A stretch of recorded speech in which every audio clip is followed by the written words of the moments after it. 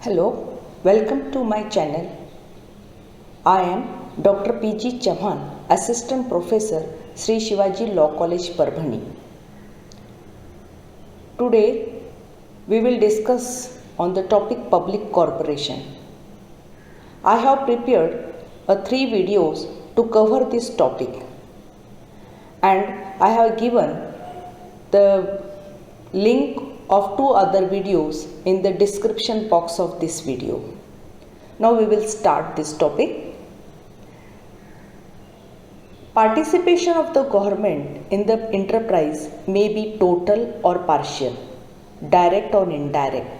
The enterprise may therefore take the form of departmental organization, government company or statutory corporation. However, the core features is the intervention of the government in the affair of enterprise. This public corporation, they play the role as an active, recommendatory, supervisory or advisory. The development has been facilitated by certain constitutional provisions under the directive principle of state policy. Article 298 of the Constitution extends the executive power of the Union and each state to the carrying on of any trade or business and to the acquisition, holding and disposal of property and the making of the contract for any purpose. Article 19 subclause 2 enables the state to carrying on any trade, business, industry or service. We will say the meaning and definition of public corporation. A public corporation is a corporation created by the government for political purposes and having subordinate and local power of legislation. This public corporation is also known by the name public undertaking or public enterprises, which means an activity of a business character managed and owned by the government. So that government may be the central, state or local, which provide the goods and services for price. Constitutional position of public corporation. The Constitution of India recognizes the public corporation under Article 19, subclause 6(2). It says that nothing contained in subclause G of clause 1 of Article 19 shall affect the carrying on by the state or by corporation owned or controlled by the state any trade, business, industry or service, whether to the exclusion, complete or partial, of the citizen or otherwise. Professor Wade defines the public corporation as a hybrid organism showing some of the features of government department and some of the features of business company and standing outside the ordinary framework of central and local government. Next slide we will see the salient features of public corporation, which we can say that it is the characteristics or nature or legal status of public corporation. Public corporation, it is like a company, has a separate legal entity, it is artificially creature of law. Public corporation is created through the statute. It lays down the right and duties. It can make the rules, regulations and other kind of delegated legislation. It is autonomous in finance management. It has funds of its own, has a common seal. Government has full ownership on public corporation because they act on behalf of the government, which may be regulatory, beneficiary, commercial or developmental one. This public corporation, it is managed by the central government and also the state government. It is control and management can be largely regulated by its own rules. Public corporation has a perpetual succession and can acquire, hold and dispose of their own property. It is subject to Article 14, but it is not a citizen within the meaning of Part 2 of Indian Constitution. Employees of public corporation are not a civil servant and they are recruited and remunerated under the terms and conditions which the corporation itself determines. This public corporation can be sued and be sued on their own name. It is subject to the doctrine of ultra vires. Without the statutory immunity, the activities of public corporation is liable to pay the taxes. Section 80 of the CPC doesn't apply over the public corporation. Public corporation is vicariously liable for the act of his servant or employees.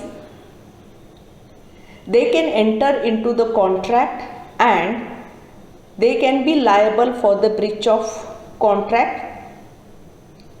A statutory corporation is a state within the definition of Article 12 and therefore subject to writ under Article 32 and 226 of Indian Constitution. It can be the government company or by undertaking by public sector. Now we will see the reason for the growth of public corporation. The main reason for the tremendous growth of public corporation is the change in the government philosophy from the laissez-faire concept to the social welfare state. There were not a basic industries infrastructure in British India. The country was already exploited by the foreign rules. The country was to start with zero stage, and at this stage interference of government was required for quick economic development. Public enterprises were to set up to accelerate the rate of economic growth in a planned manner. These enterprises have created a sound industrial base for rapid industrialization of the country. These enterprises earn money and mobilize public saving for industrial development. To achieve the social objectives and to avoid the exploitation from private sector, adoption of the public enterprise was needed. The object of establishing the public corporation is to achieve equal distribution of wealth to certain extent as the profits goes to the state and the government can spend on a public welfare activities. If the service and goods were entrusted to the private sector, so there was a chance to exploit the poor people and the national wealth would have been concentrated in a few hands of rich people.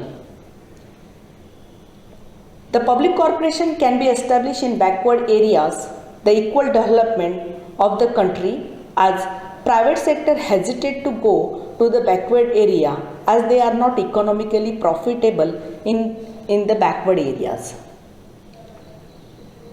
There is a chance of employment generation through the public corporation as unemployment has become a serious problem in India. Public enterprise seek to offer a gainful employment to millions. In order to protect the jobs, several sick units in the private sector has been nationalized. There were many areas in which the private sector either did not want to enter or was incapable to invest. So this was the reason for the government to take up those areas. There is need to provide some competition to the monopoly of private enterprise in some sector for the public benefit. Government had no option but to take over the sick undertaking of private enterprise in some sector for the public benefit. One of the objectives of public undertaking is to achieve the self-reliance in economy within a short period. One of the objectives of public undertaking is to supplement the state with excess revenue acquired for public undertaking. Public enterprise serve as a model employer. They ensure the welfare and social security of employees.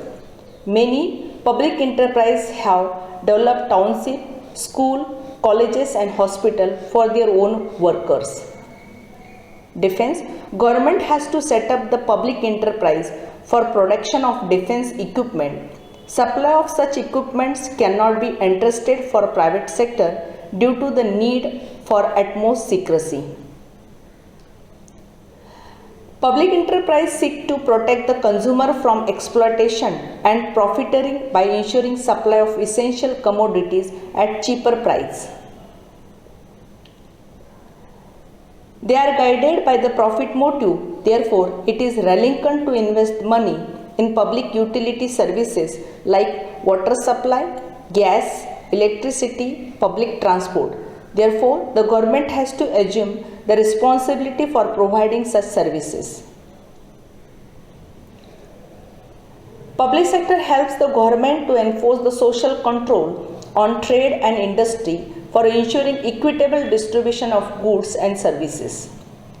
Public enterprises protect and promote a small-scale industries and prevent the concentration of economic power and growth of private monopolies. The policy of mixed economy lead to the establishment of public undertaking. The public enterprise undertook the several sick private enterprise with social objective for industrial development. The development scheme may be more effectively pursued by public corporation. In 1960, the Estimate Committee recommended that wholly the state-owned public undertaking, and it should be generally in the form of statutory corporation. The creation of public corporation become necessary in the following cases: where the undertaking are the nature of public utility, the business is in the nature of monopoly, business has been nationalized one. In infrastructure sector, the capital is so high and no private entrepreneur could afford to invest. At the same time, that sector gives fruit after a long period. Under those circumstances, states should take up them inevitably for the quick industrial development of the state. The directive principle of state policy, which is given under Article 38, subclause B and C of the Constitution. The ownership and control of material resources of the community are so distributed as best to serve the common good, and the operation of economic system does not result in the concentration of wealth and means of production to the common detriment. To achieve this constitutional goal, the government has to enter the commercial world through its various corporations. The Administrative Reform Commission, in its report of 1967, recommended for the statutory form of private sector undertaking. The reason for this recommendation were to ensure a great freedom to public undertaking from executive control to provide a greater degree of flexibility in their management. The Industrial Policy Resolution 1948 and the Planned Development of Nation allowed the government to manage the state enterprise. Here I will refer the two case laws regarding the public corporation. Does it come under the definition of Article 12? In Sukhdev Singh versus Bhagat Ram, the Supreme Court stated that the public corporation is a new type of institution which has sprung from the new social and economic function of government, and that it therefore does not neatly fit into old legal categories. In Ajay Hasia versus Khalid Majid, Justice Bhagwati has observed that a corporation may be a statutory corporation created by a statute, or it may be the government company formed under the Companies Act 1956, or it may be a society registered under the Society Registration Act 1860 or any other similar statute. So it comes under the meaning of Article 12.